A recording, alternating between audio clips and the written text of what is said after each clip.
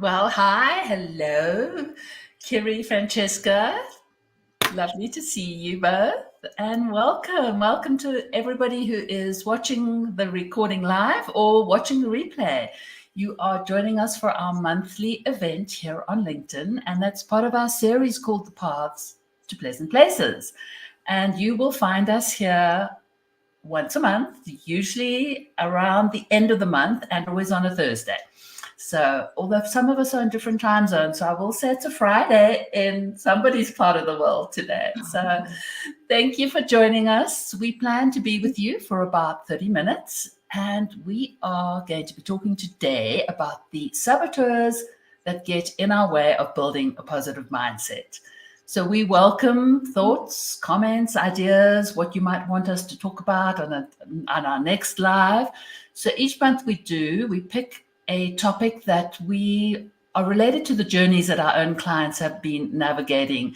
And we plan to offer some actionable steps that you can try or maybe just relate to by listening to what we have to share today. So the topic today is hijacked by your saboteurs. And the three of us are each going to be mentioning one of our top saboteurs. There are 9 in total, along with the judge, but we've decided to just focus a highlight on 3 and then one additional one, just to give you an idea of what we're talking about and what this is all about. So let me introduce my co-hosts. We, the 3 of us, met together through our positive intelligence coaching community. And we're coaches from different corners of the world, each with a different market segment that we serve and a different style of coaching, different talents, even different perspectives. And we include the methods and ideas from the Positive Intelligence Toolbox, along with our own individual training and coaching frameworks.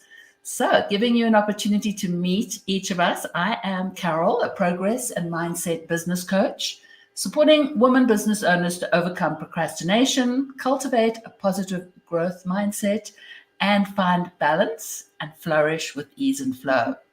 So, over to my co host. Hi, Kerry. Kia ora koutou, hello to you all. A big mihi from Aotearoa, New Zealand.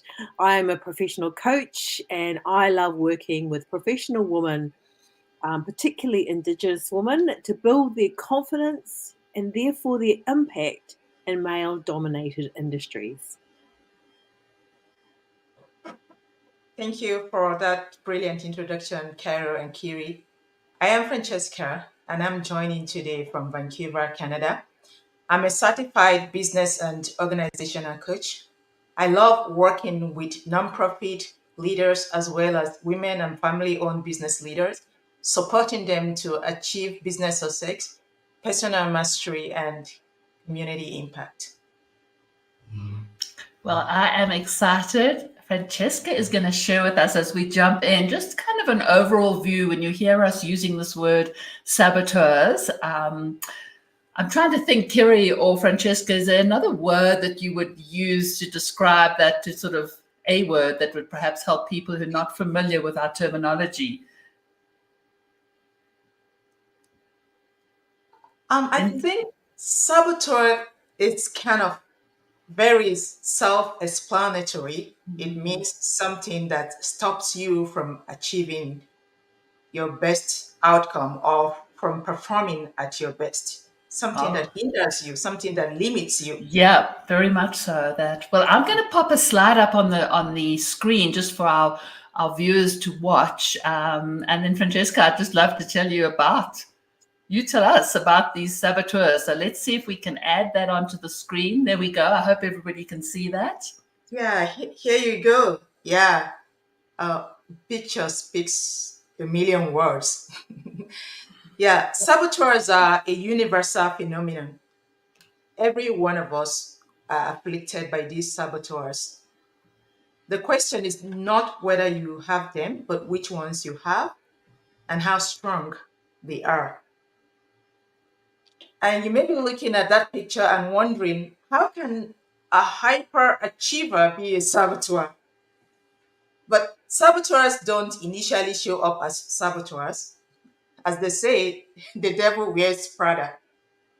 So, saboteurs may show up as behaviors or personality traits intended to produce good outcome. But when taken too far, these traits and behaviors start to generate chains of negative emotions and outcomes. Gradually, and sometimes unwittingly embracing your saboteurs, you start to think, feel, and react in patterns that becomes self-coded in your brain through neural pathways. When these neural pathways are triggered, you can become easily hijacked by your saboteurs as you start to think, feel, and act using the saboteur patterns. These saboteur patterns are often rooted in fear, in anger, regret, shame, guilt, and negative self-talk. And the reality is that these saboteurs, they cause you unnecessary stress, anxiety, self-doubt, frustration, restlessness, unhappiness, and they sabotage your overall well-being, performance, and relationship. Take a second look at that image on the screen. Maybe you identify with the hyper rational saboteur and you tend to intensely focus on the rational processing of everything, including relationships. When hijacked by your saboteurs, you will most likely come across as emotionally detached and intellectually arrogant. Excuse me. Or maybe you identify with the hyper vigilant saboteur like myself, which creates continuous intense anxiety about all the dangers around you, always thinking about when the next shoe will drop or what could go wrong next. Imagine living in that heightened state of anxiety. What would that do to you and to your constituency? Continue to look at the images you see on the screen. Reflect on the saboteurs you identify with. And as you reflect, just think, what happens when you feel hijacked by these saboteurs?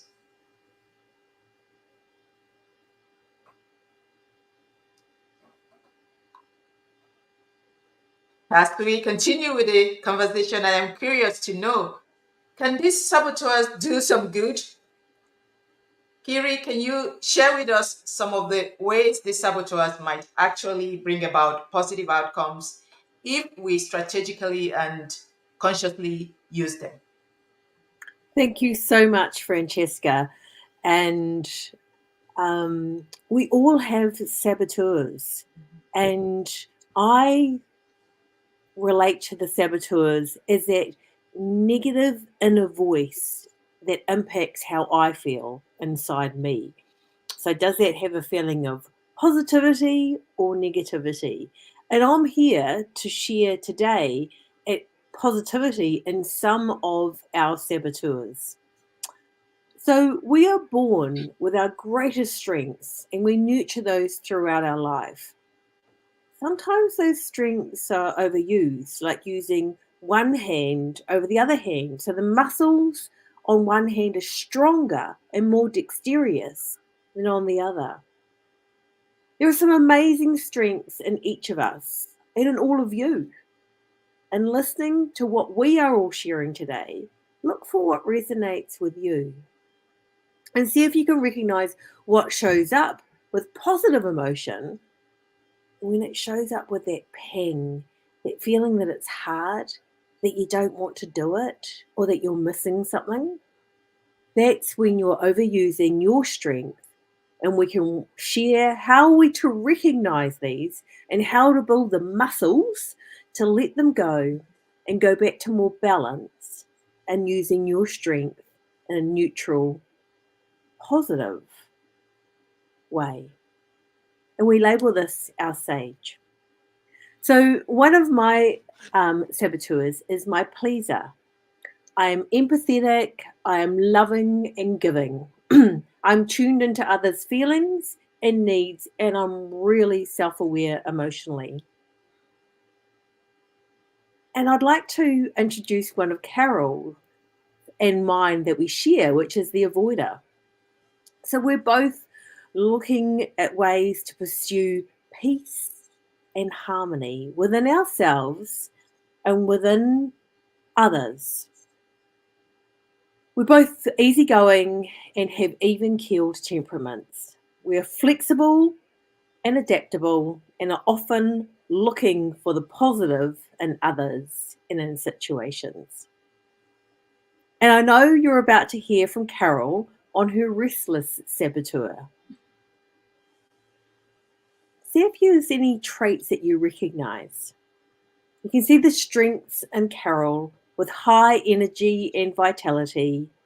Carol is open, so curious, and I know from experience that her enthusiasm and appreciation of life is contagious. I also really appreciate Carol's great productivity and creativity. Most of what's happening here on this stage is because of Carol's creativity. And Carol is so able to have a lot on her plate with the breadth of her activities and pursuits.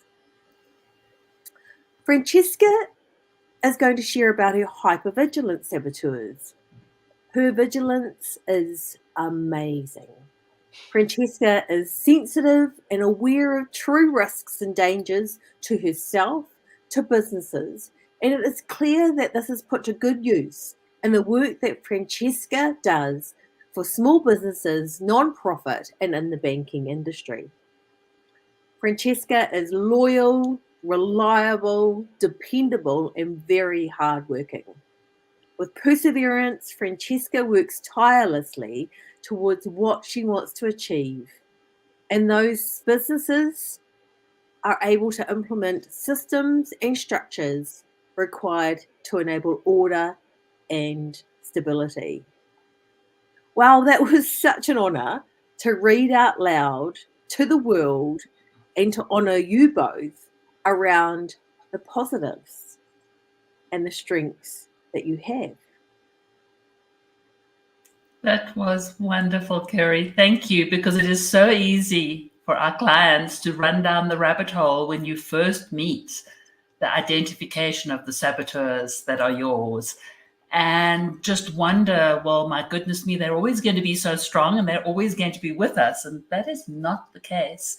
And I just love the contrast of bringing out the strength of that there are strengths to these saboteurs. So I'm going to dig into my one. And before I do that, the restless, it is interesting because all three of us cross over and share some of these saboteurs. And then we also can be amused when we look at the contrast of, I'll take mine, for example, the avoider, the restless, and the controller.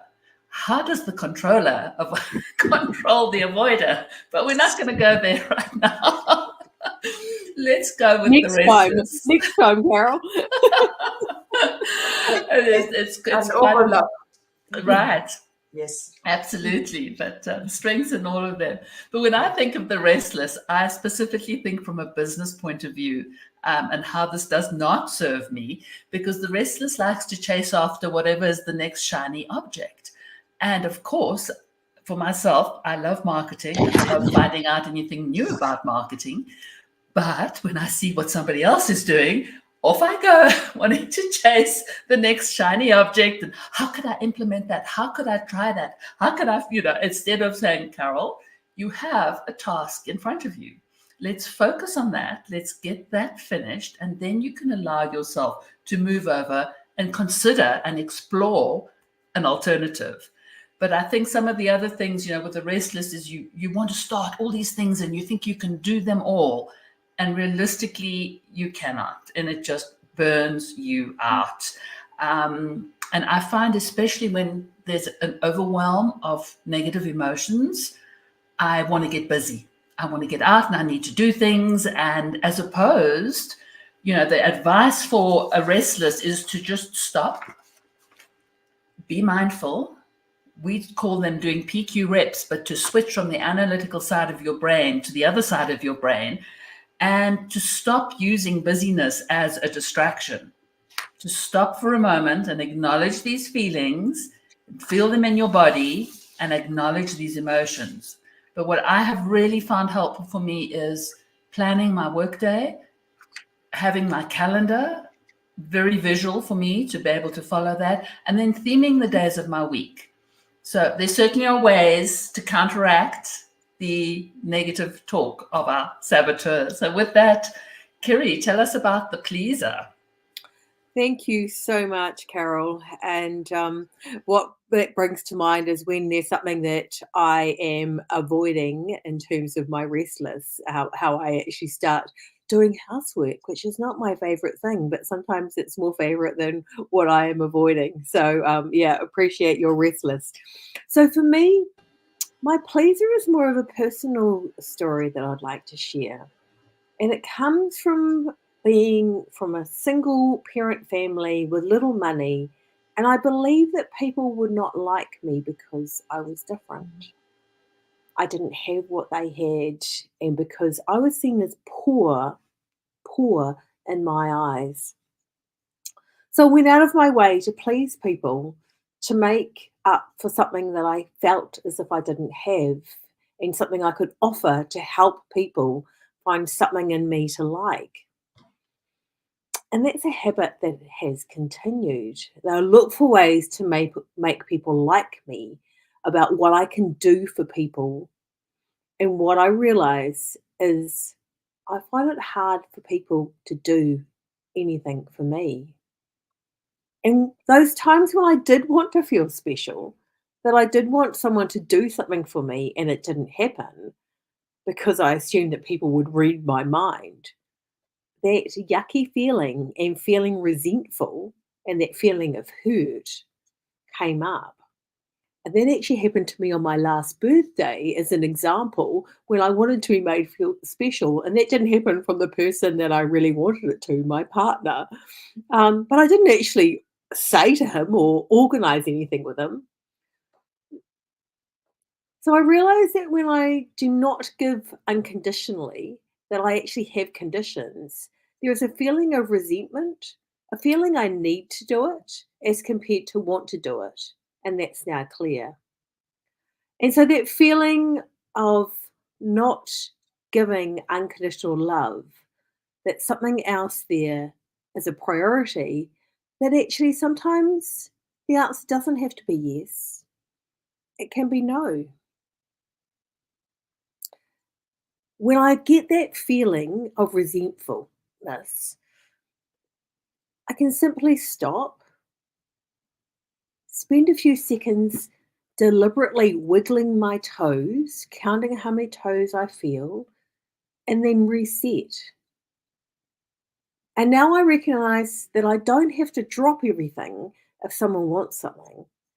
I can be clear about when I'm able to, and sometimes it's a no.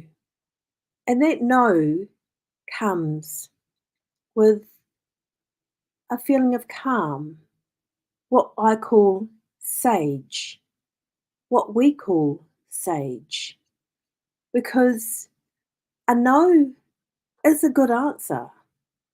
And I don't have to please everybody else all the time.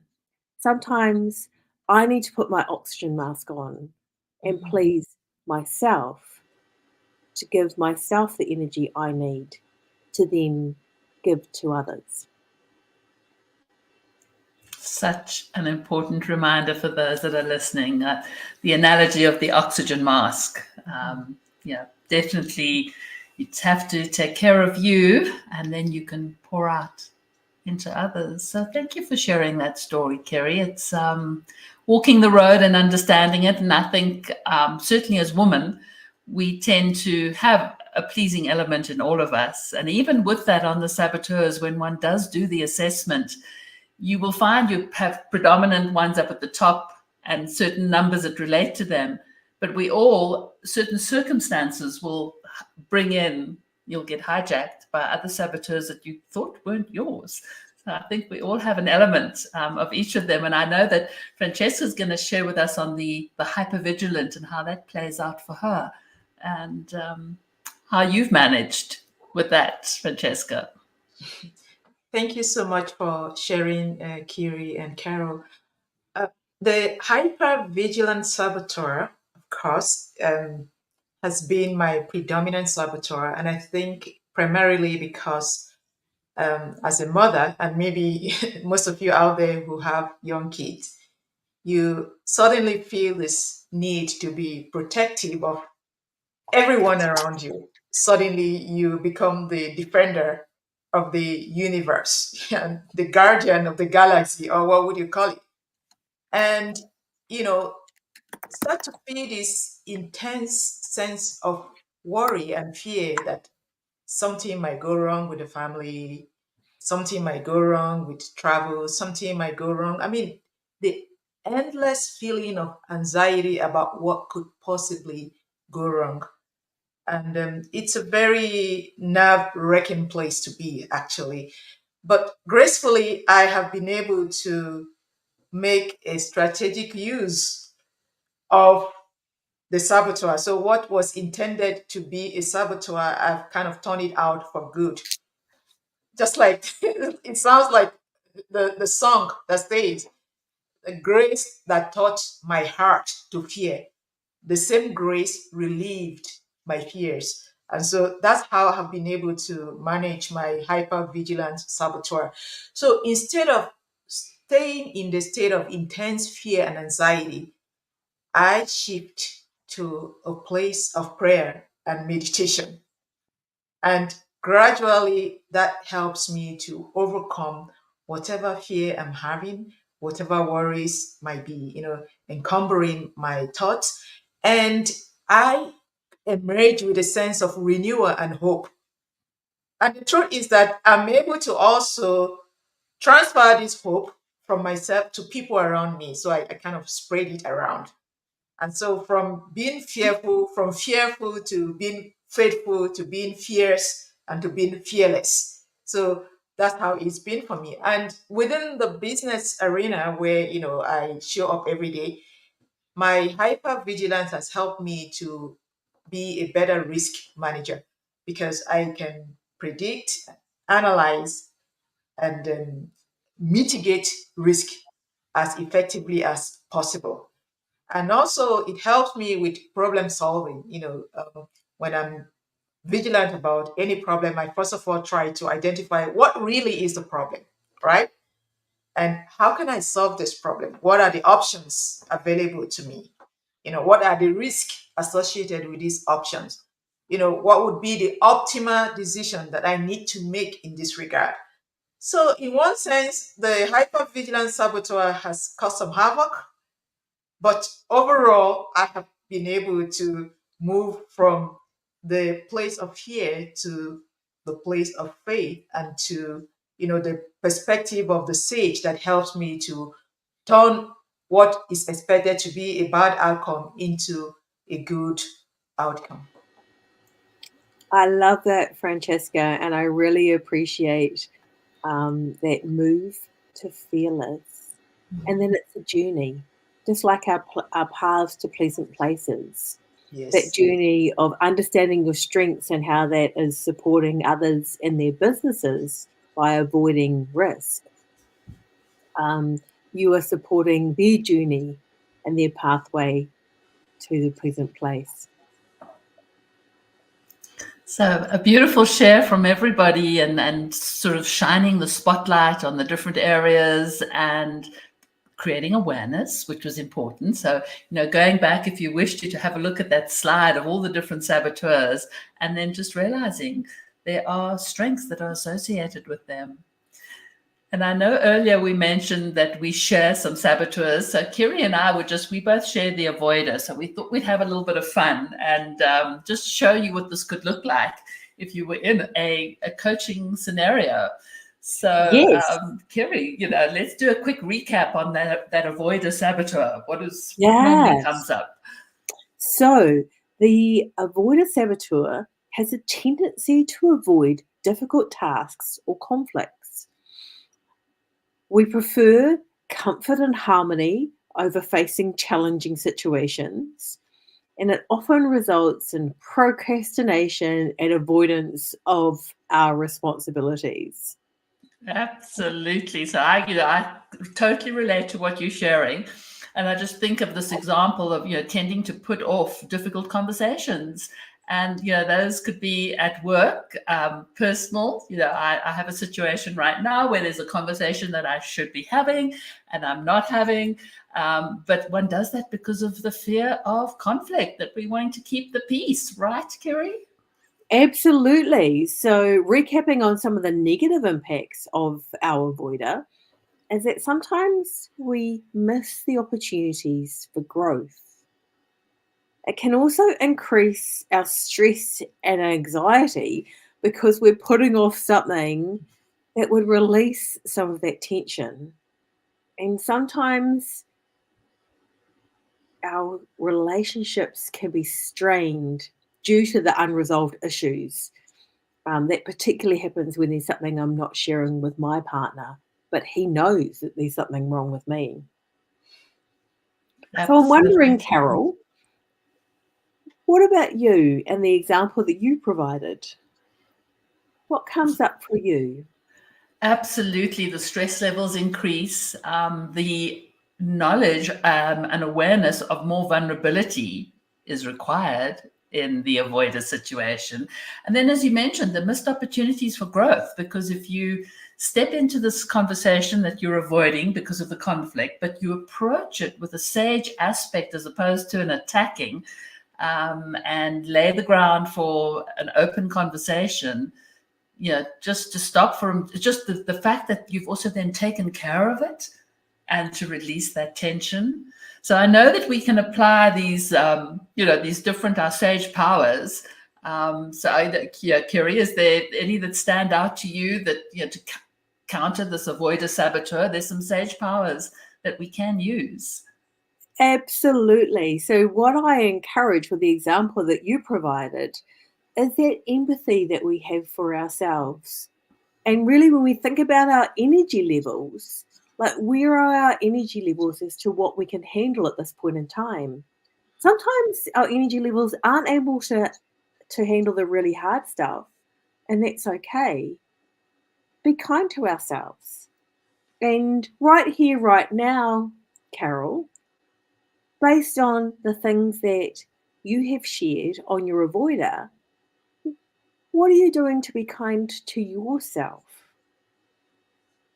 Absolutely. It just takes, as you say, that empathy and to realize that sometimes the timing is not right, and that to create the situation. I love the other point that it's one of the tools that we were given is when we procrastinate, whether it be from a conversation that you want to have or things that you need to do. I'm very guilty of this, especially the washing up. I think we all spoke about things in the household. It's like, I'm going to leave that washing up. But one of the recommendations, if you find that you're an avoider, is to make a long list of all the things you're procrastinating on. And now you're not going to beat yourself up. You're going to do, as Kiri shared, finding her toes and maybe counting them and moving them. Perhaps it's rubbing fingers together to the touch sensation to move your brain away from being analytical again. And then look through the okay, what am I willing to tackle right now? And don't let the judge tell you that it has to be the item on the top of the list. You go down that list until you find something that's ease and flow and that you're willing to tackle and move into it. And to me, getting that wheel moving, taking those baby steps will help all of us avoiders celebrate as we accomplish one little thing and the next little thing. So I think that that's just my piece of action advice for those that are listening that might find themselves avoiding lists or conversations. I love that sharing, and I love that idea of doing something that actually takes you away from that logical brain, and allows you the permission to choose one thing on the list, not the biggest thing, but just Yeah. one thing. Francesca, how does that relate to anything that sort of resonates with you on the avoider, or is that not very high for you on your list of saboteurs? You probably tackle it all. Not really. I think I pretty much share some of the avoider traits as well. And, the insight that you provided is really very helpful. I think the thing to do to overcome procrastination is to find one little thing to do, one day, one step at a time. Just keep taking one step forward. And as Kiri also mentioned, be aware of your energy level because your energy grows where it goes, you know. Absolutely. Wonderful. Well, we hope that everybody has enjoyed listening to our conversation this month, and we'd love to have you join us next month. We will be back. If you would like to take the complimentary saboteur assessment that will identify which of these are your top saboteurs, it's provided by the company Positive Intelligence. Feel free to reach out to one of us right here on LinkedIn and we can share the link with you. We're also, each one of us, happy to walk you through your results so you can book a discovery session and we can explore not only what holds you back, but the positive elements of these saboteurs as well. So, Francesca, the best place to find you? It's on LinkedIn. Wonderful. All right. So you can private message Francesca. Make sure you connect with her. Reach out and connect. Kiri, best place to connect with you? Is for LinkedIn. I love moving people from survive to thrive with a 3-month program to develop your mental muscle and let go of panic. Wonderful. That sounds fantastic. And I'm you on can with you. Sign me on. let go of panic. Yeah. And you can find me at carolclegg.com or here on LinkedIn as well. And I will be starting a new pod in June. So if you want to kick off with the foundation program from Positive Intelligence, send me a message. And I'd love to walk with you through the tools that can stay with you for a lifetime. So thank you, Kiri. Thank you, Francesca, for being here with me. Thank you.